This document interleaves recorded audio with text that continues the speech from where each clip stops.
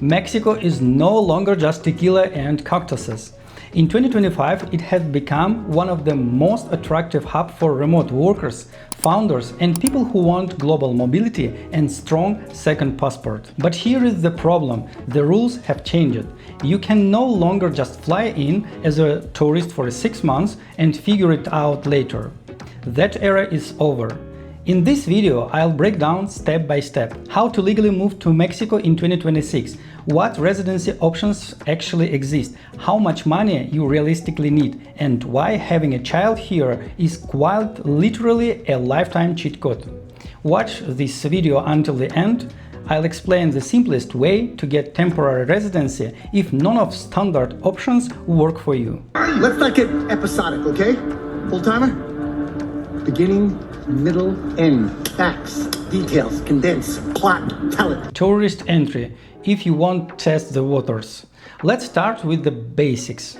For citizens of many countries, including the US, Canada, and UK, and most of Europe, Mexico still allows visa-free entry as a tourist for up to 180 days. And the key word here is up to. Those 6 months are not automatically anymore.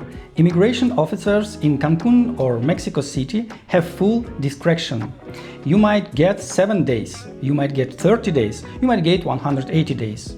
In rare cases, you can even be denied entry. Pro tips: if you want the full 180 days, you should have a paid hotel or Airbnb booking and a real tickets, not reservation, real actual tickets. A clear travel plan. Be confident, don't hesitate. Immigration here read people very well. Temporary residency through financial solvency. If your goal is to live in Mexico long-term, legally and comfortably, your main option is temporary residency. It's issued for 1 year and can be renewed for up to 3 years more. As of 2025-2026, the numbers look roughly like this. Income route: you'll need to show around $4,100 per month in income over the last 6 months.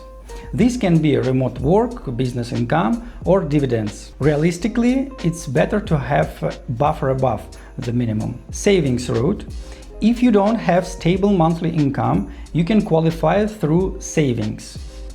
That actually means showing around $68,000 in bank account for the last 12 months. In practice, closer to 100,000 makes the process much smoother. Different Mexican consulates interpret the requirements differently. Always check the exact thresholds with the specific consulate you plan to apply at. Critical points: this process does not start in Mexico. You cannot enter as a tourist and switch status locally. That simply doesn't work here. You must apply at a Mexican consulate outside Mexico, for example in US or Canada or Europe.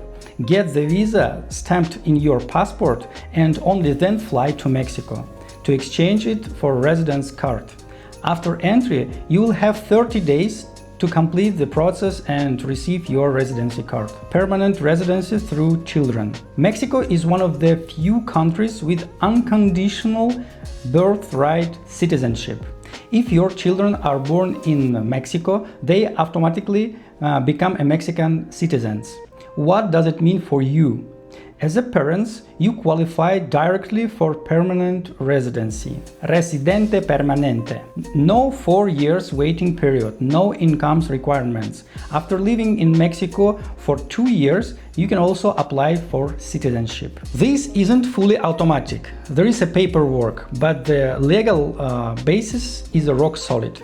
A Mexican passport offers visa-free access to most of Europe, the UK, and over 150 countries worldwide, plus easier access to long-term visa in US.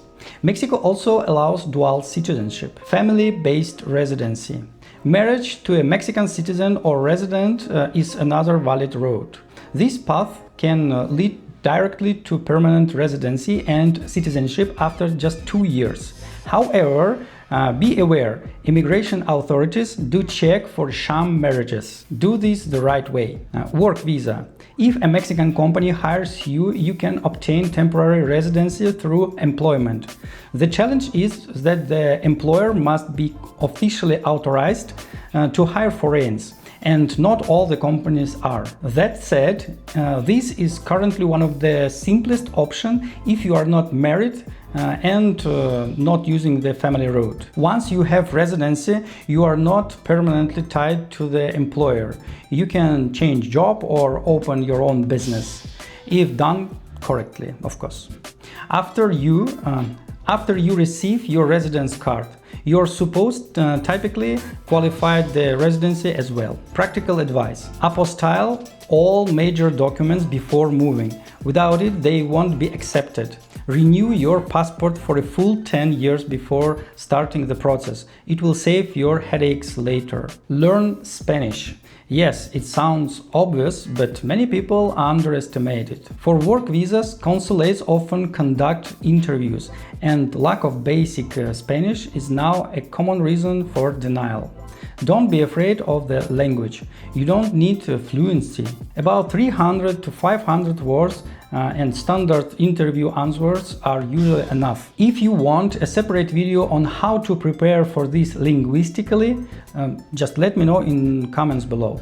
As someone who speaks 4 languages, I have plenty to share. Mexico today is a country of real opportunities, especially for people building global business or working remotely. Yes, there is bureaucracy, but it's predictable and manageable if you understand the system. If you have questions about numbers or specific consulates, leave them in comments below. I'll do my best to answer. In the next video, I'll break down what life in Mexico actually costs, especially in Playa del Carmen. And like always, see you in a new place.